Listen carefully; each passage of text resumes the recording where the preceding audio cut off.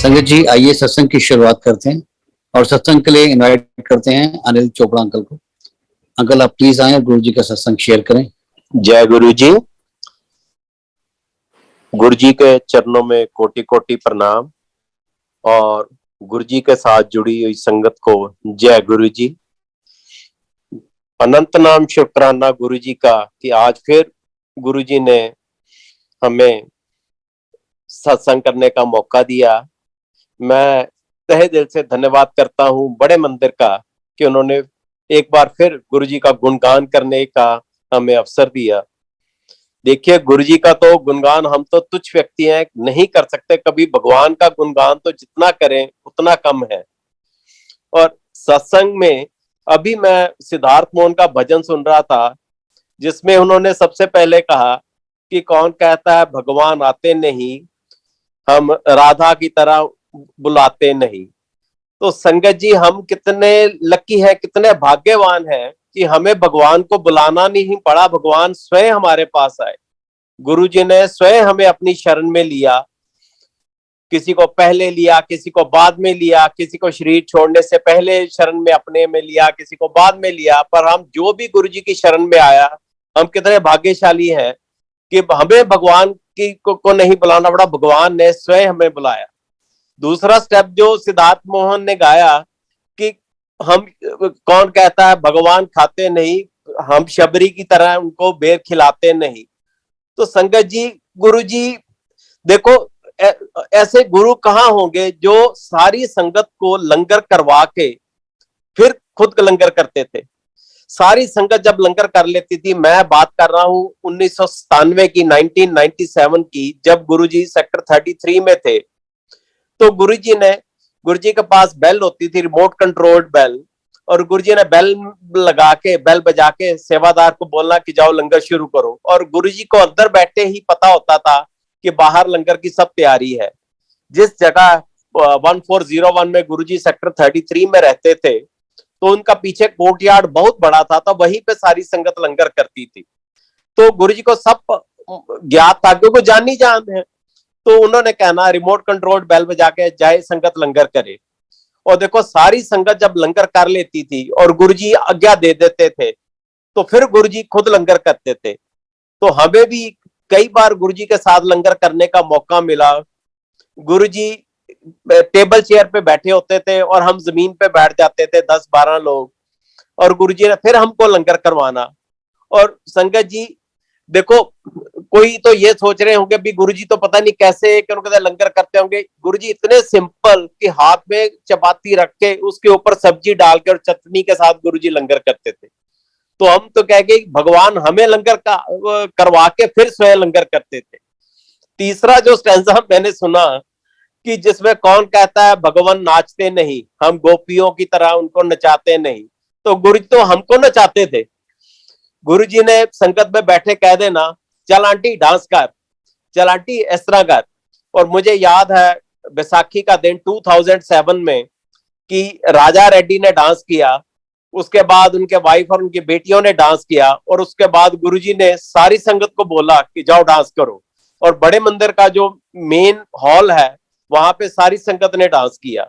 तो ये है हमारे गुरुजी कि जो भगवान होते हुए भी हमें ये नहीं पता लगने देते कि साक्षात भगवान हमारे सामने बैठे हैं। तो संगत जी, जो चीज जिस करके हम भगवान कहते हैं, तो गुरुजी ने कभी देखो ये नहीं हमें किसी चीज की बंदिश नहीं लगाई, कभी कुछ नहीं कहा गुरुजी ने कि ऐसा करो, ये कपड़े डालो, सुबह उठ के पाठ करो, शाम को करो, ये खाना ना खाओ, प्याज ना खाओ, ये ना खाओ, वो ना खाओ। जो करता कोई करे, बस उनका इतना सरल तरीका था, आओ बैठो, गुरबाणी सुनो, लंगर करो, लंगर में ब्लेसिंग है, सत्संग सुनो। गुरुजी यही कहते थे, जो सत्संग सुनाता है उसका भी कल्याण है, और जो सत्संग सुनता है उसका भी कल्याण है, और जाओ। और ये गुरुजी का इतना सरल तरीका था। और हम कितने भाग्यवान हैं कि हमें ऐसे गुरु मिले जो साक्षात भगवान है, और हमें इतने सरल तरीके से उन्होंने सब कुछ जीवन की राह दिखाई। संगत जी, मैं आपको 1997 का 1997 का इंसिडेंट सुनाता हूं। हम गुरुजी के पास जाते थे, ये सत्संग मैंने पहले भी शेयर किया था, पर क्या करें, ये इतना गुरुजी की इतनी ब्लेसिंग है कि हमें बार बार शेयर करने का दिल करता है। कि 1997 में हम गुरुजी के पास जब जाते थे तो गुरुजी खुद गुरुजी ने कहना किसी को, आंटी अपनी अस्थमा वाली प्रॉब्लम दस, अंकल अपनी हार्ट प्रॉब्लम दस, अंकल और डायबिटीज का दस किस तरह होया, और संगत जी गुरुजी ने कहना आला जलेबियां खा लै, फिर शुगर चेक करा ली, और अगले दिन संगत ने आके कहना हाँ गुरुजी शुगर तो पहली बार मेरी नॉर्मल आई है। तो ऐसे ही मेरे मदर को कार्डियक प्रॉब्लम थी, तो सडनली वो काफी सीवियर हो गई। तो हमने उनकी पीजीआई वगैरह में दिखाया, तो पीजीआई वालों ने एंजियोग्राफी के लिए कहा। तो जब हमने एंजियोग्राफी, जब डॉक्टर ने पहले टीएमटी की रिपोर्ट देखी, उसके बाद उसने एंजियोग्राफी के लिए कहा, तो टीएमटी की रिपोर्ट देख के डॉक्टर ने कहा कि देखिए इनके तो 2 आर्टरीज कंप्लीटली ब्लॉक्ड हैं, अगली 2 का एंजियो के बाद पता लगेगा। तो हमारे फैमिली डॉक्टर ने सलाह दी कि बेटर है आप एस्कॉर्ट्स में चले जाओ, क्योंकि that lady she was friend of my wife. तो जो डॉक्टर थी तो उसको पता था कि कुछ ना कुछ तो होगा, चाहे स्टंट पड़ेगा, बाईपास होगी, बैलूनिंग होगी, कुछ ना कुछ तो होगा फर्दर ट्रीटमेंट। तो उन्होंने कहा बेटर है आप एस्कॉर्ट्स चले जाओ। तो हमने एस्कॉर्ट्स में डेट वगैरह ले ली, और जब एंजियोग्राफी हुई तो जो डॉक्टर कर रहा था उसने मेरे छोटे भाई से पूछा, who was with my mother, मेरे मम्मी के साथ था, कहता who is she to you young man. उसने कहा ये मेरी मदर है। कहता congrats, everything is perfectly all right. तो ये गुरुजी है। एक चीज मैं बीच में मिस कर गया कि इन बिटवीन जब हमने दिल्ली जाना था पेरेंट्स ने, तो मेरे आंटी, मेरी तो हिम्मत नहीं हुई कि गुरुजी से बात करूं। गुरुजी का ऑरा ही इतना था कि दूर बैठे उनके तरफ देखने से मुंह साइड में या उनकी तरफ से नजर हटाने की दिल नहीं करता था, और इतनी चमक थी उनके फेस में कि जब पास आते थे तो कांपने लग जाते थे, गुरुजी से बात करने की हिम्मत नहीं होती थी। तो मैंने अपनी आंटी को ही बोला कि जाओ गुरुजी से बात करो, ऐसे मम्मी का बोलो, हम सबकी सुनते हैं, सबके सत्संग सुनते हैं कि गुरुजी ने मुझे ये ठीक किया, ऐसे ठीक किया, ये चीज ठीक करी। उन्होंने गुरुजी को बोला कि गुरुजी ऐसे इस तरह मम्मी दा हैगा सी। गुरुजी तो पंजाबी में बात करते थे। तो डॉक्टर ने एंजियोग्राफी के लिए बोला, गुरुजी ने नाम पूछा, उन्होंने नाम बताया, तो गुरुजी कहते बाद च गल करांगे। तो वो वापस आ गए, उनकी आंखों में आंसू थे। तो एक आंटी ने पूछा कि क्या बात हो गई। कहते गुरुजी देखो सबका कल्याण करते हैं, और मुझे कहते हैं मैंने मम्मी का बोला, तो गुरुजी कहते हैं बाद च गल करांगे। तो कहते फिर क्या है, यहाँ पे गुरुजी के पास जाने की कौन सी है भी, आप एक बार चले गए तो दोबारा नहीं जा सकते। गुरुजी के पास कौन से बॉडीगार्ड खड़े हैं जी जो आपको अंदर आगे नहीं जाने देंगे, यो कहेंगे जी जी आपको पहले मिलाए हो, गुरुजी को दोबारा क्यों जा रहे हो। फिर क्या, जब गुरुजी आपको दोबारा जब आज्ञा देंगे घर जाने की, आप फिर बात कर लेना। तो ऐसे ही हुआ, जब गुरुजी ने रात को आज्ञा दी तो कहते गुरुजी तुम मम्मी दा दस्या ते तुसी कैसी बात च गल करांगे। गुरुजी कहते गल की करनी है, करता कल्याण। तो coming back to the old thing, कि जब एंजियोग्राफी हुई और डॉक्टर ने मेरे भाई को बोला कि ये तो बिल परफेक्टली ऑल राइट है, तो वापस वो नीचे भागा भागा आया, मेरे फादर को बताया। तब मोबाइल तो होते नहीं थे, उन्होंने हमें रिंग किया और हम गुरुजी के पास जाने ही लगे थे। तो जैसे ही मेरी आंटी ने माथा टेका तो गुरुजी को कहते हैं गुरुजी मम्मी की रिपोर्ट आ गई है, बिल्कुल ठीक है, सब कुछ ठीक है। गुरुजी कहते अच्छा तेरी मां लगती है, तेरी सस लगती है। शी सेड गुरुजी सस लगती है। गुरुजी कहते हैं तू सस का कल्याण कराया, नुआ तो जलसी कर दिया ससा। तो उसके बाद तो गुरुजी ने मेरी आंटी का नाम ही रख दिया नू सस। किसी ने आना ए देखो ए कुड़ी ने संता तो सस का कल्याण कराया। तो उसके बाद तो गुरुजी की इतनी ब्लेसिंग्स हुई, इतनी ब्लेसिंग्स हुई, ब्लेसिंग्स तो पहले भी, कई बार तो हमें पता भी नहीं लगता कि गुरुजी ने हमें कैसे ब्लेस किया। गुरुजी खुद कहते होते थे कि ਤੁਹਾਡੇ ਜਿਹੜੇ कर्म है 90% तो मैं ਕੱਟ देना, 10% तब भोगने पैंदे हैं।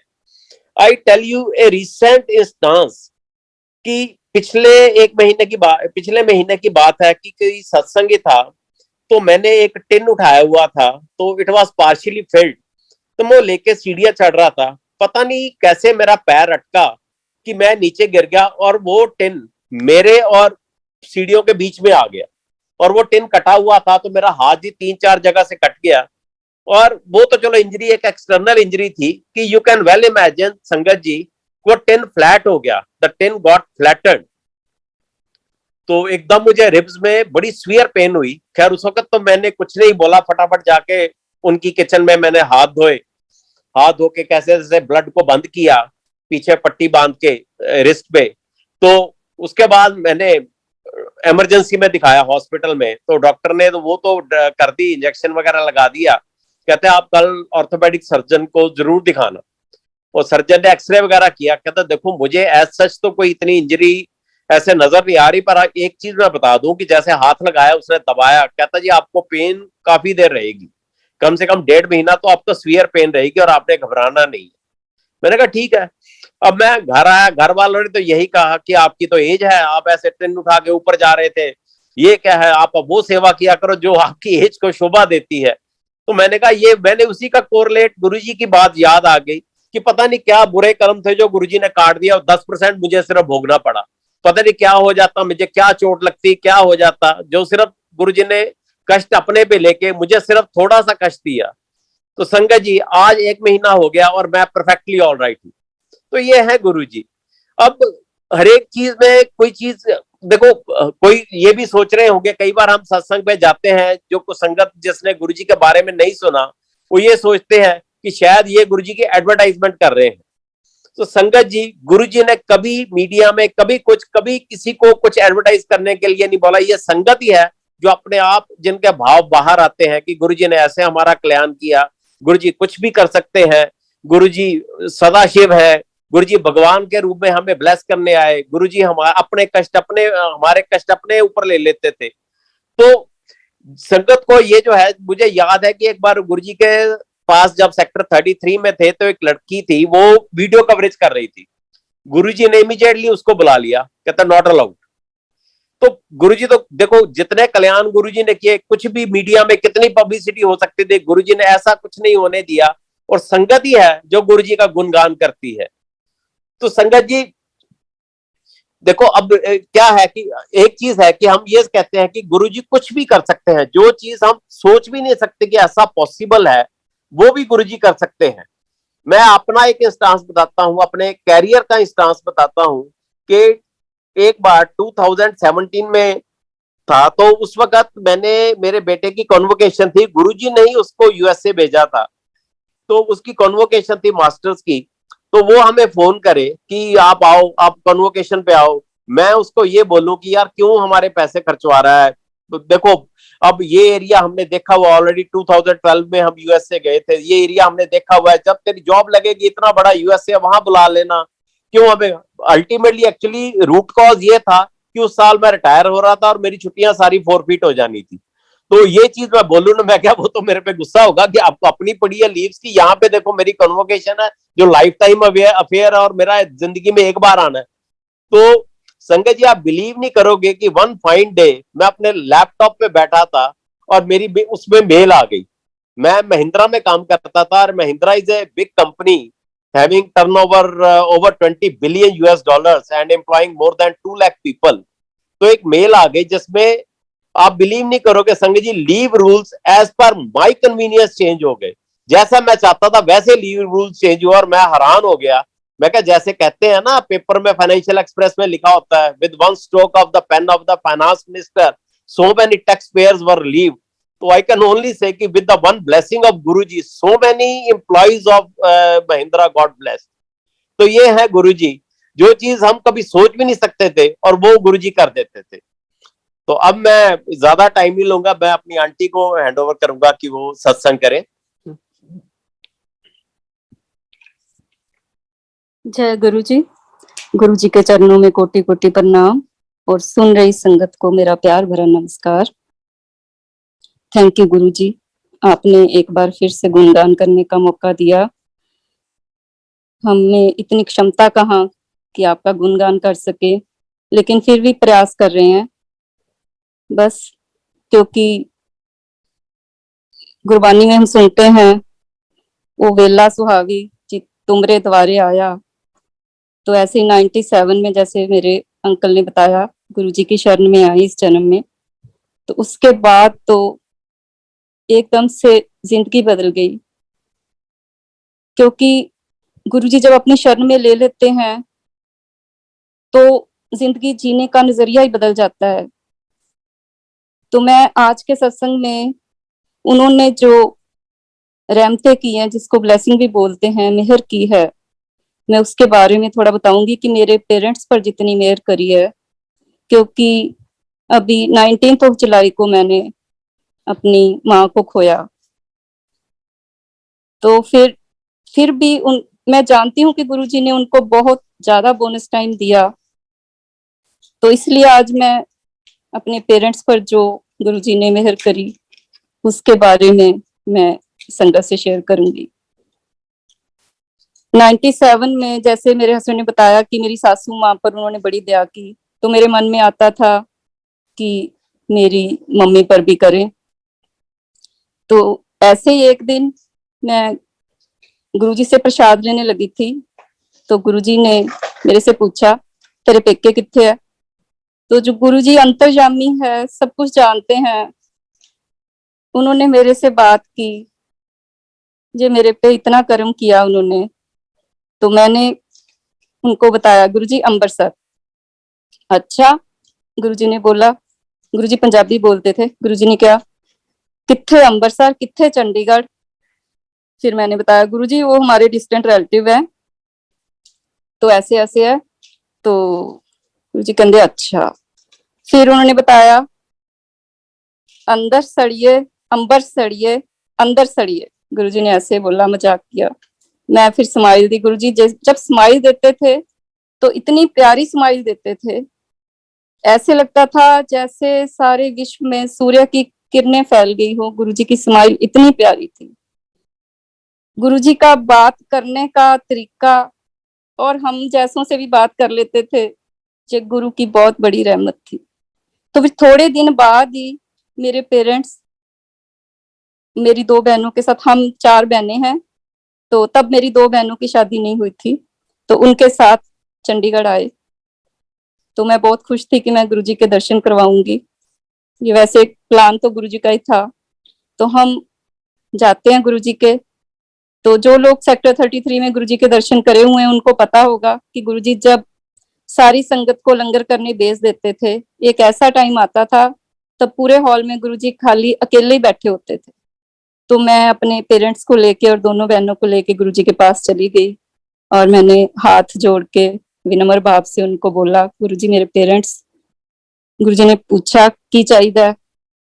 तो मेरे डैडी ने बोल दिया, गुरुजी कुछ नहीं चाहिए, ਅਸੀਂ दर्शन करना आए हैं। पर मेरे मन में थोड़ा सा ऐसे भाव उठा, गुरुजी कृपा दृष्टि बनाए रखना। ये कहने की बात नहीं है, गुरुजी ने जो बुलाया है तो कृपा दृष्टि के बगैर तो उनको भेजा नहीं होगा। तो उसके बाद मेरी मम्मा ने तो गुरुजी के 1-2 बार और दर्शन किए। तो अब मैं आपको बता रही हूँ कि 2009 की बात, हमारा कोई रिलेटिव पंडित के गया होगा, तो उसने मेरी मम्मी को बता दिया कि अब आपकी डेथ होने वाली है। तो 2009 में 9 अक्टूबर को मेरी मम्मी की गोल्डन जुबली थी, मम्मी डैडी की। तो मेरे को ऐसे ही जुलाई अगस्त मंथ में याद आया। मैंने कहा मम्मा, इस बार तो मैंने उनको फोन किया, मैंने कहा मम्मा इस बार तो आपकी गोल्डन जुबली है। कहते नहीं मैं नहीं मनानी। मैंने कहा क्यों नहीं मनानी? नहीं, कहते मैं नहीं मनानी, मेरे को तो कुछ हो जाना है, मैंने नहीं मनानी। तो ऐसे ऐसे फिर उन्होंने मेरे बहुत पूछने पे बताया कि कोई पंडित के गया था, उन्होंने ऐसे बताया। मैंने उनको बोल तो दिया कि ऐसे ही पंडित बोलते हैं, कुछ नहीं होता, ऐसे झूठ बोलते हैं, कुछ नहीं हुंदा थानू, तुसी बिल्कुल ठीक रहोगे। मैंने उनको ऐसे बोल तो दिया, पर मैं थोड़ा सा उदास रहना शुरू हो गया, कहीं सच में मेरी मम्मी को कुछ हो ना जाए। पर गुरुजी इतने दयावान कि थोड़े दिन बाद मुझे एक ड्रीम आता है कि एक ट्रेन जा रही है, गुरुजी ट्रेन लेके जा रहे हैं, मेरे मम्मी उसमें चढ़े हुए हैं, उनकी एक चप्पल ट्रैक पे गिर जाती है, वो चप्पल उठाने की कोशिश कर रहे हैं पर ट्रेन चलती जाती है। पहले ये ड्रीम आया, ये भी कोई इतना सिग्निफिकेंट नहीं था, इससे मुझे थोड़ा भय और बढ़ गया। मैंने कहा सच में ही ना मम्मी को कुछ हो जाए। तो फिर गुरुजी की इतनी मेहर हुई कि वन फाइन डे मुझे फिर ड्रीम आया कि गुरुजी बैठे हुए हैं एक चेयर पे, उनके सामने एक टेबल है, वुडन टेबल, और उसके आसपास 2 चेयर्स हैं ओल्ड टाइप की, वुड की। तो गुरुजी उनको चाय प्रसाद पिला रहे हैं कांच के ग्लासेस में। तो थोड़ा थोड़ा चाय प्रसाद उनका बचा, बाकी उन्होंने पी लिया। तो ये जब मेरी नींद खुली तो मैं एकदम बेफिक्र थी कि गुरुजी की रहमत होगी, उन्होंने मेरे मम्मी डैडी को ब्लेस कर दिया। तो गुरुजी की रहमत से उन्होंने अपनी गोल्डन जुबली मनाई। गुरुजी, इस बात के लिए आपका बहुत बहुत शुक्रिया, आपने उनको इतना बड़ा हैप्पीनेस का सेलिब्रेशन का मौका दिया। तो उसके बाद बात है ये 2015 की। तो एकदम, क्योंकि हम 4 सिस्टर्स हैं, तो पर गुरुजी ने उनका हमेशा ख्याल रखा है, मेरे पेरेंट्स का, बेटे की भांति ख्याल रखा है। कभी फील नहीं हुआ कि हमारे भाई नहीं है। तो मेरे मम्मा का फोन आया कि डैडी को हिमोचूरिया हो गया है, जिससे क्या होता है कि यूरिन में ब्लड पास होता है। कहता है कि वो यूरिन पास करते जाते भी डरते हैं, सारा रेड रेड हो जाता है, वो बहुत डरे हुए हैं। उन्होंने एक डॉक्टर को दिखाया है, डॉक्टर ने सर्जरी बताई है। मैंने कहा नहीं, वो अच्छा नहीं होगा डॉक्टर, अब दूसरे डॉक्टर को दिखाओ। दूसरे को दिखाया, उसने भी बोला कि सर्जरी होगी। तो मैंने कहा परेशान मत हो, मैं आऊंगी, अमृतसर आऊंगी, तो फिर हम ऐसा होगा तो हम पीजीआई में उनको दिखा देंगे, मैं उनको चंडीगढ़ ले आऊंगी। तो ये बात है 2015 अप्रैल मंथ की। तो उस दिन डुगरी में फर्स्ट संडे का सत्संग था, तो हमने यही प्लान बनाया था कि हम डुगरी से ही अमृतसर चले जाएंगे। तो जैसे ही डुगरी में वो हो गया था, लंगर प्रसाद वगैरह हो गया था, मेरे हस्बैंड और बेटा ड्यूटी पे थे, हमारी ड्यूटी ऑफ हो गई थी। हम वेट कर रहे थे कि मेरे हस्बैंड और बेटा आए, तो हम अमृतसर के लिए निकले। उस दिन बारिश भी बहुत ज्यादा थी, मौसम बहुत ज्यादा खराब था, एकदम बहुत ज्यादा सर्दी भी हो गई थी, अजीब सा मौसम हो गया था। तो एकदम से एक, मैं वहां डुगरी के नीचे बैठी हुई थी, नीचे जो आंगन है वहां पे वेट कर रही थी। तो एक अंकल आए, एक एप्पल की पेटी लेके, उन्होंने मुझे एप्पल का प्रसाद दिया और बाकी संगत जो वहां बैठी थी उनको भी एप्पल प्रसाद दिया।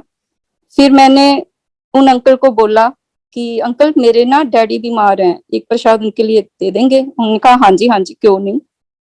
उन्होंने एक एप्पल प्रसाद मुझे दे दिया मेरे डैडी के लिए।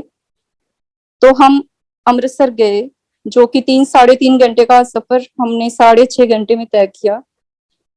तो हम वहां गए, तो नेक्स्ट डे एक और सुपर स्पेशलिस्ट डॉक्टर के साथ उनकी अपॉइंटमेंट थी।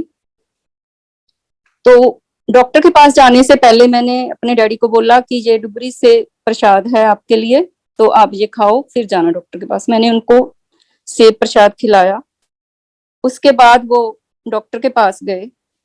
तो जब वो वापस आए तो उन्होंने बताया कि डॉक्टर ने बोला कि सर्जरी की जरूरत नहीं है, ये मेडिसिन है, इससे आप बिल्कुल ठीक हो जाओगे।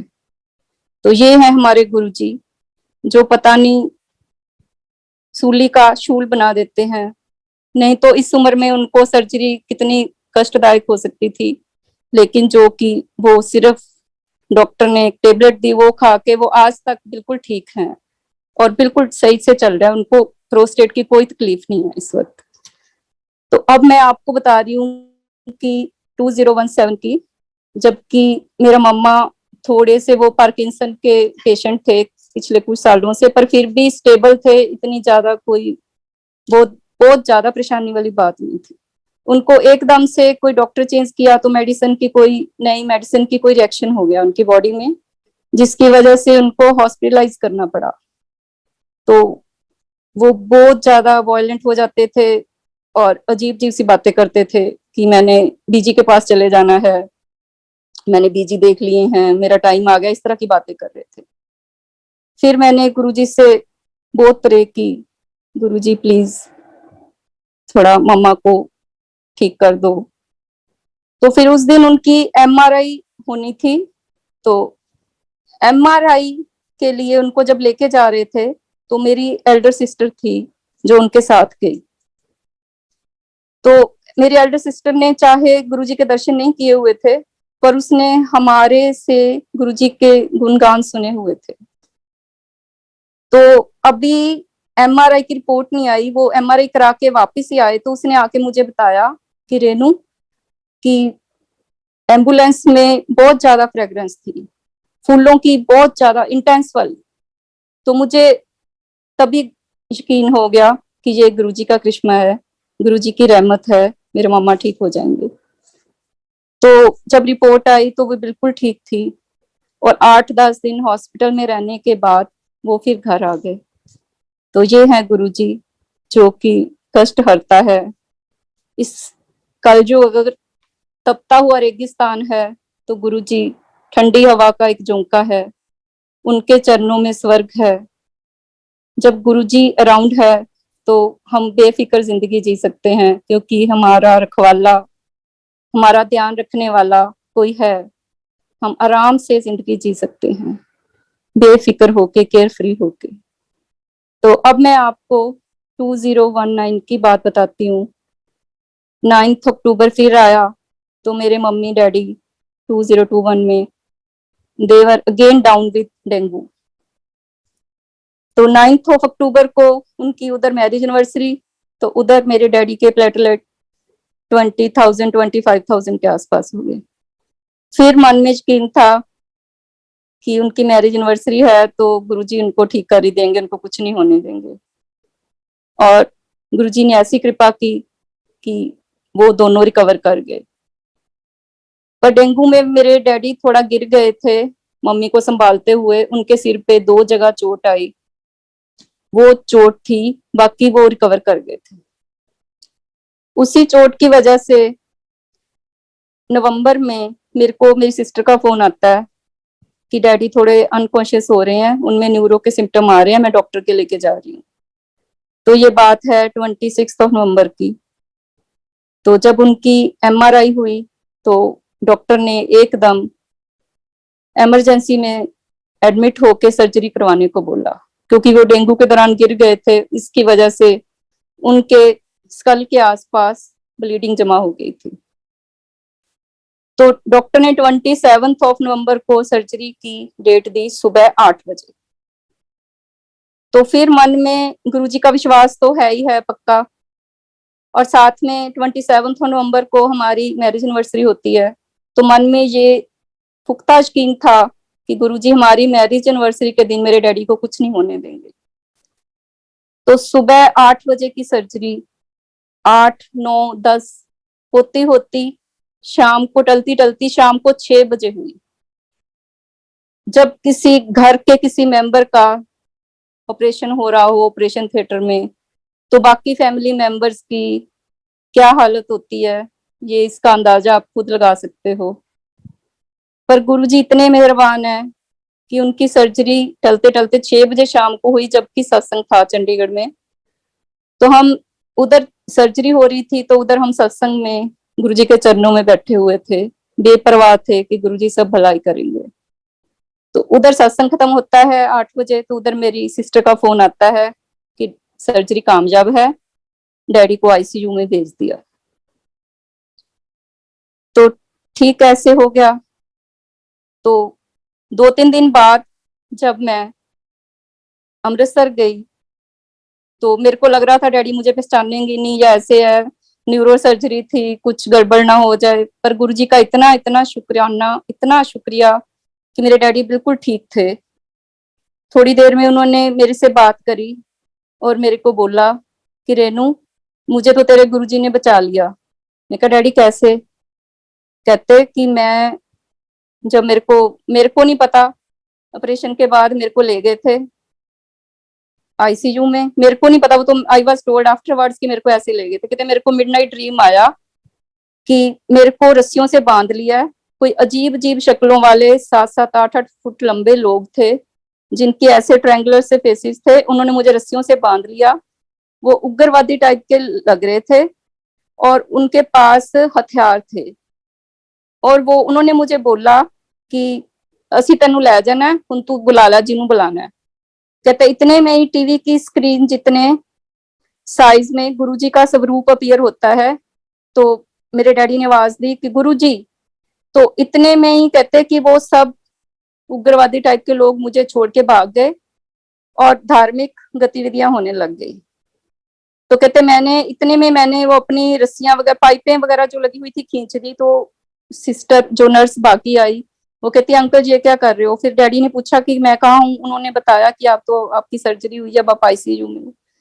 पर ये सिर्फ गुरुजी और गुरुजी बचा सकते हैं, जो कि दूसरे जहान से वापस लेके आते हैं जब उनकी रहमत हो जाती है। तो फिर मेरे डैडी ने बोला कि ये गुरुजी की रहमत है, तू बड़े समागम में खड़े होके ये बताना मेरी तरफ से।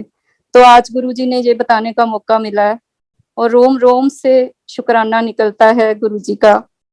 गुरुजी आप हैं तो हम हैं, आपके बगैर हम कुछ नहीं है, बिल्कुल जीरो हैं हम, हमारी कोई एग्जिस्टेंस नहीं है आपके बगैर।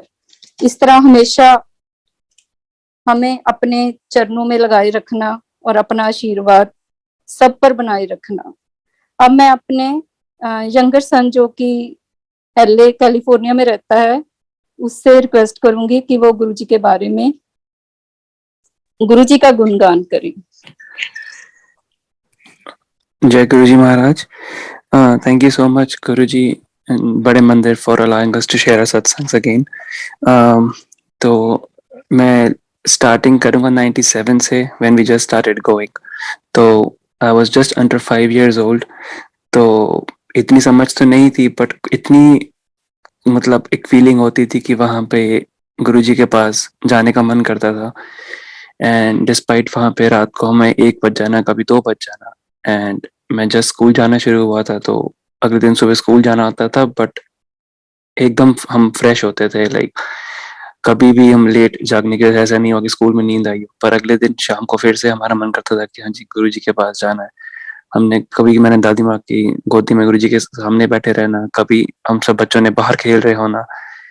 तो एक अलग ही फीलिंग थी which like I just can not explain, जो उस टाइम पे हमें होती थी।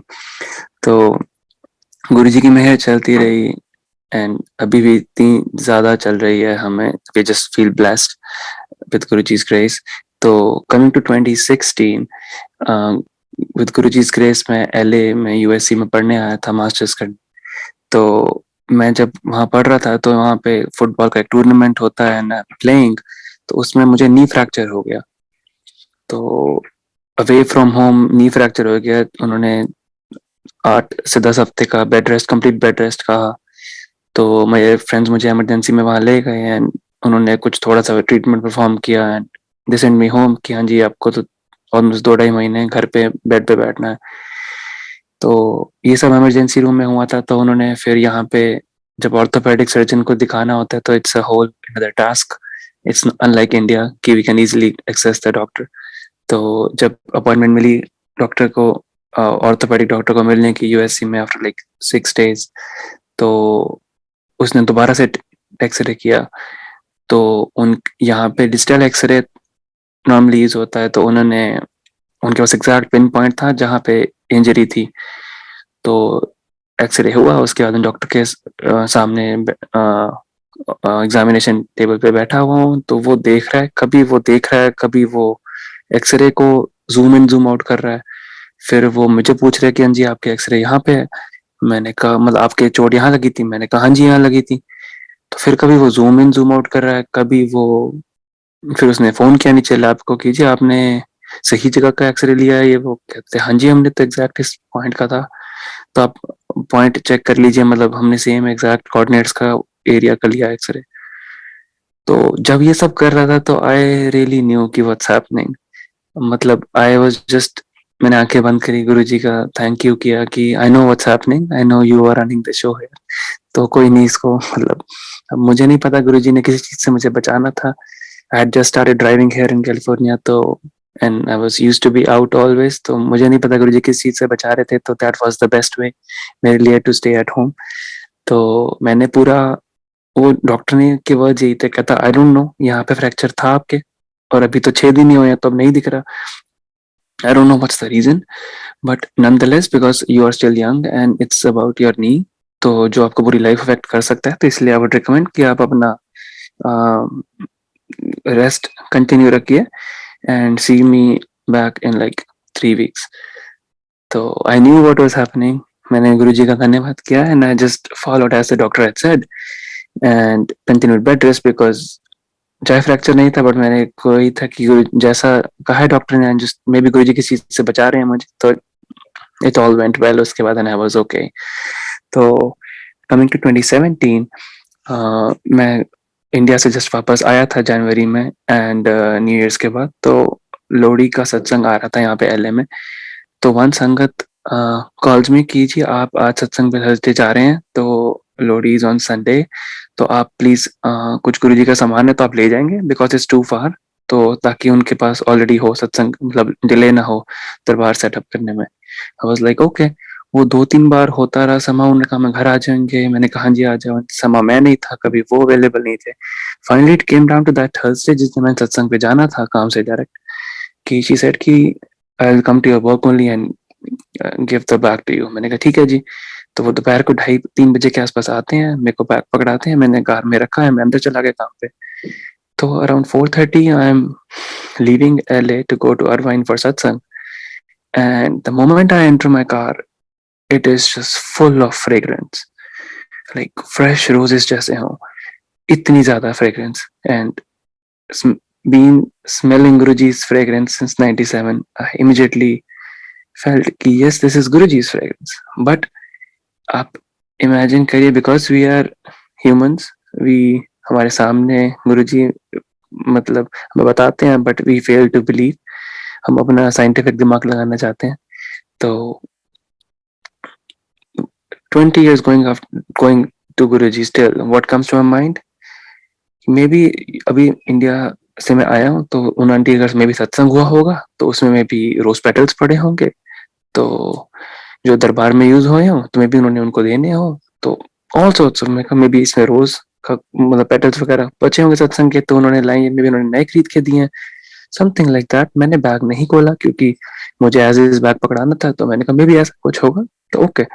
एंड मैं 1-1.5 घंटा ड्राइव कर रहा हूँ थिंकिंग ऑफ दैट, मैं कहा चलो गुरुजी की फ्रेग्रेंस आ रही है, अच्छी बात है, शब्द चला लिया ना ड्राइव। तो आई रीच सत्संग वहां पे, तो मुझे दोबारा संगत का फोन आता है, कहते हैं आपने बैग ले लिया था, मतलब दे दिया उन्हें। मैं कहा जी मैंने दे दिया। एंड देन मैंने जब आंटी को पकड़ा यहाँ पे संगत में जिनको बैग देना था, मैं कहा आंटी इसमें क्या है, तो वो कहते हैं वो आंटी ना डाउनटाउन से नया गुरुजी का ये चोला बनवा के लाए हैं, तो वो है उसमें। मैं कहा नया चोला? कहते क्यों? मैं कहा I just run back to the car and get the bag. तो मैंने कहा खोलो आप इसको। कहते क्या हुआ? मैंने कहा इसमें तो इतनी ज्यादा, एंड उन्हें जैसे उन्हें पकड़ा है उनको भी इतनी ज्यादा खुशबू आ रही। तो उस संकट जी उस बैग के अंदर ब्रांड न्यू चोला था गुरुजी का, which had not been used anywhere, freshly उन्होंने बनवाया था, एंड एक मिठाई का डब्बा था, that was it, those were the contents of it. इतनी ज्यादा फ्रेग्रेंस आ रही है कि यू कैन नॉट इमेजिन कि it's I can not imagine, मतलब आई कैन नॉट एक्सप्लेन कि कितनी ज्यादा फ्रेग्रेंस थी वहां। एंड हम सब ने कहा जय गुरुजी, स्टिल मतलब still that scientific mind doesn't like, we knew it's Guruji, it's a brand new chola, there's no way of fragrance can come, just to like clarify, and if somebody questions we can just say, so we don't need to, but still I called that auntie, मैं कहा आपने मुझे चोला दिया था, मैंने इनको पकड़ा दिया, आप एक बार बताइए इसमें आपने साथ में कोई परफ्यूम भी रखा था? That was a very stupid question to ask. कहती नहीं बिल्कुल भी नहीं, it was a brand new chola mummy got and I just Jai Guruji, this is Arastu Chopra. I'm the younger brother, I'm elder brother of Supraj Chopra. लगता है वहां पे कुछ सिग्नल में कुछ प्रॉब्लम थी, तो मैं अब अपना सत्संग शेयर करूंगा। जैसे मम्मी पापा ने बताया कि गुरुजी के साथ हमारी जर्नी 97 में शुरू हुई, इस जन्म की जर्नी गुरुजी के साथ 97 में शुरू हुई। तो मालिक का बहुत बहुत शुक्राना कि गुरुजी ने हमें इस काबिल समझा कि गुरुजी ने हमें अपने दर्शन दिए।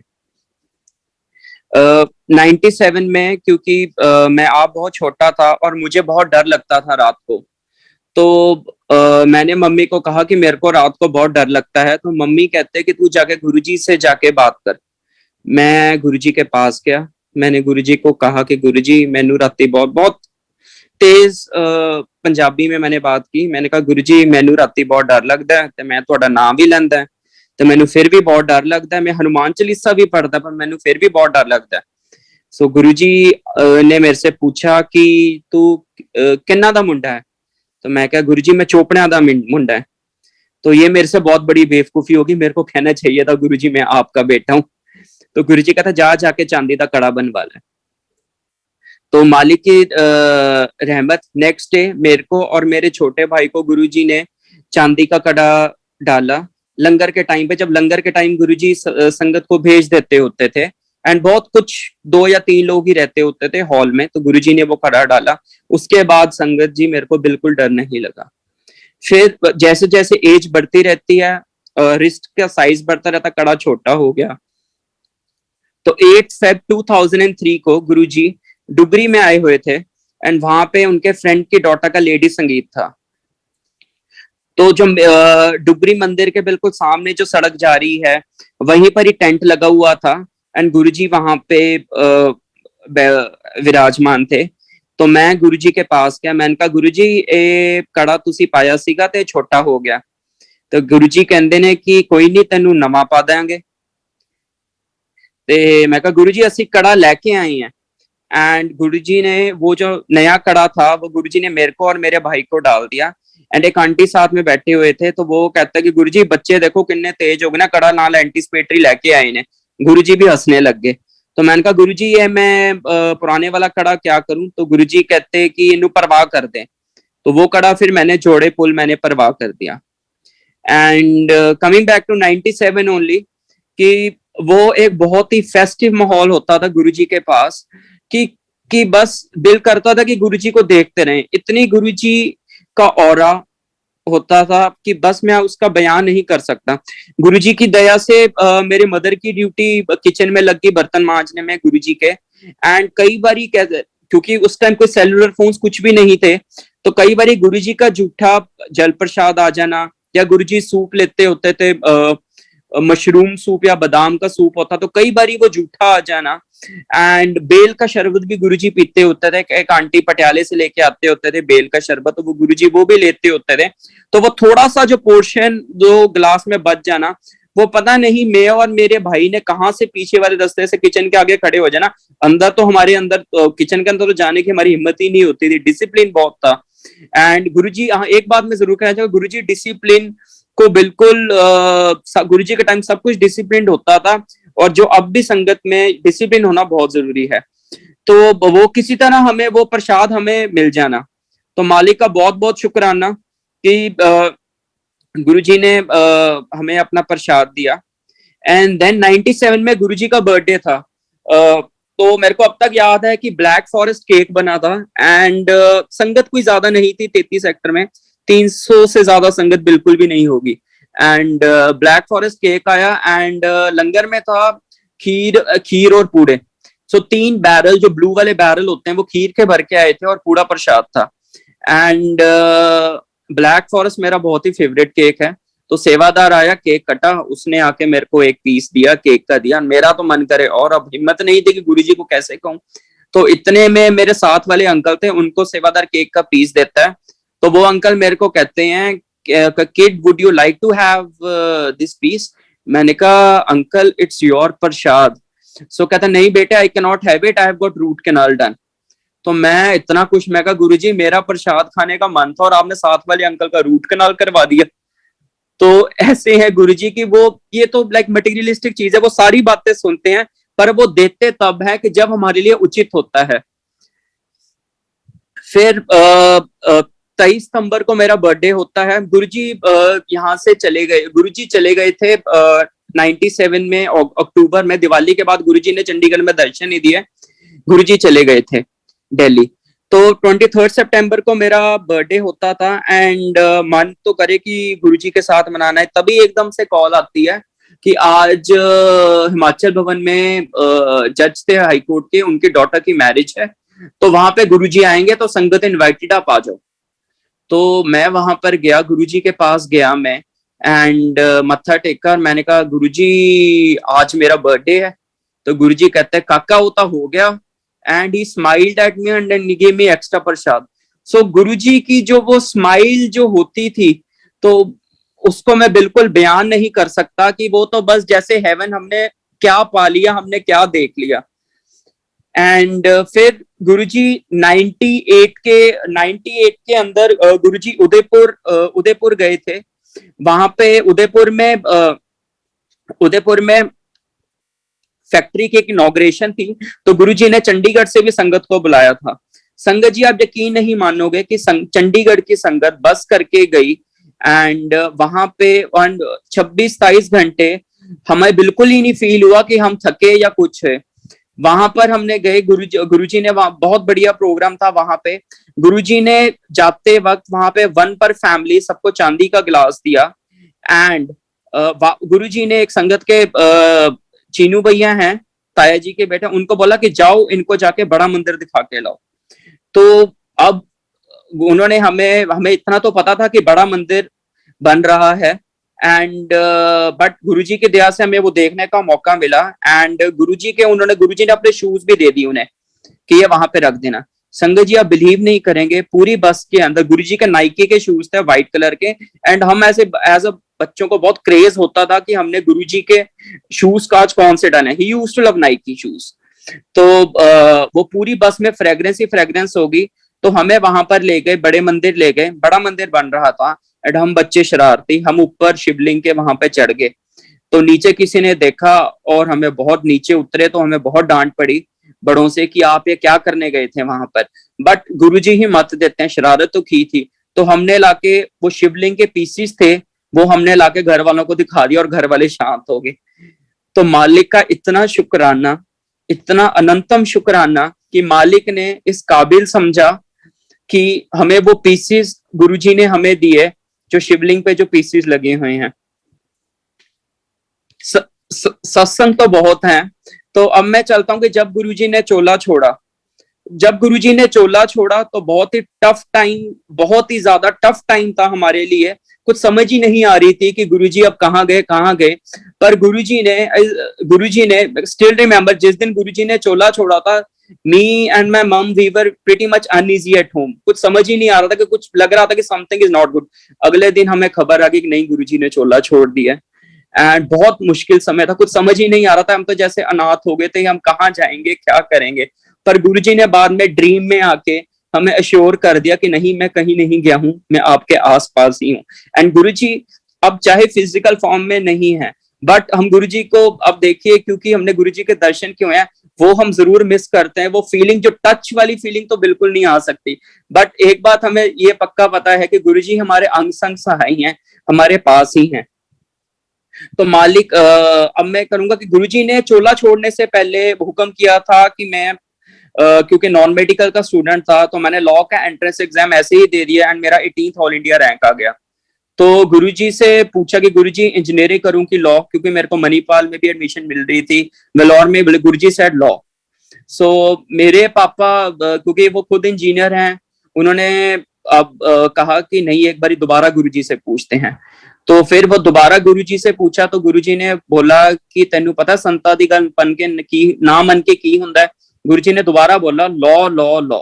तो संगत जी फिर मैंने लॉ में एडमिशन मैंने ले ली and I am a lawyer. Guruji का ही हुक्म था, गुरुजी के ही वचन थे। तो गुरुजी ने मेरे को लॉ के अंदर एडमिशन दिलाया और मेरा बहुत अच्छा सारा कुछ किया। तो अब मैं आपको बताता हूं कि जैसे अब हमें बड़े मंदिर वालों को भी बहुत शुक्राना कि उन्होंने हमें मौका दिया दोबारा सत्संग करने का। ये फर्स्ट टाइम बड़े मंदिर ने जब हमने बड़े मंदिर की तरफ से सत्संग करने का मौका मिला था, उसका भी एक अलग ही सत्संग है कि मैं चंडीगढ़ में शिव मानस मंदिर में मत्था टेक के निकल रहा था। तो एक आंटी ने मेरे को रुके और कहा कि बेटे आप तो पुरानी संगत हो, तो आप क्यों नहीं सत्संग करते बड़े मंदिर की तरफ से। मैंने कहा आंटी जब गुरुजी का हुक्म होगा तो तभी सत्संग कर सकते हैं। तो संगत जी आप बिलीव नहीं करेंगे, मैं अभी घर ही पहुंचा हूं कि मेरे फादर ने मेरे को बोला कि आज बड़े मंदिर की तरफ से फोन आया था, आदेश आया था कि आज हमने सत्संग करना है।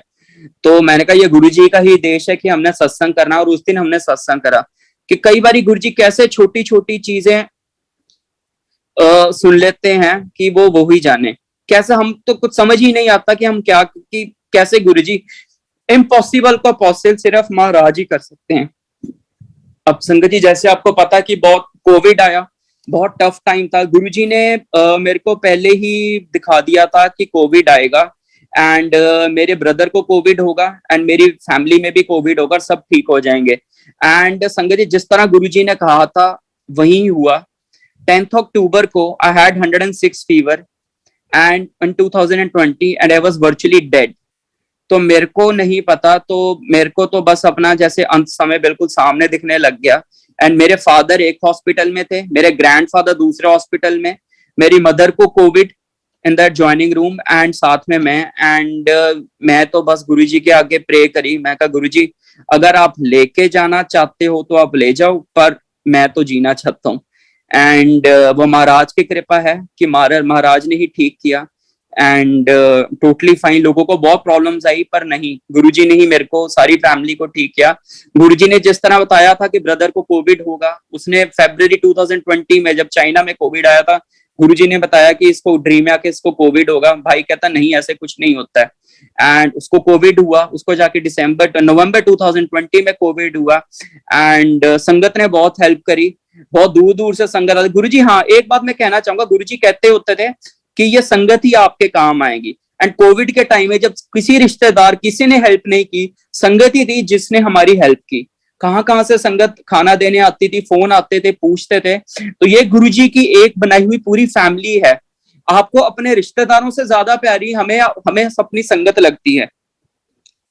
तो आगे मैं आपको बताऊंगा कि हाँ जी, कि with Guruji's blessings I got married on 15th August this year only।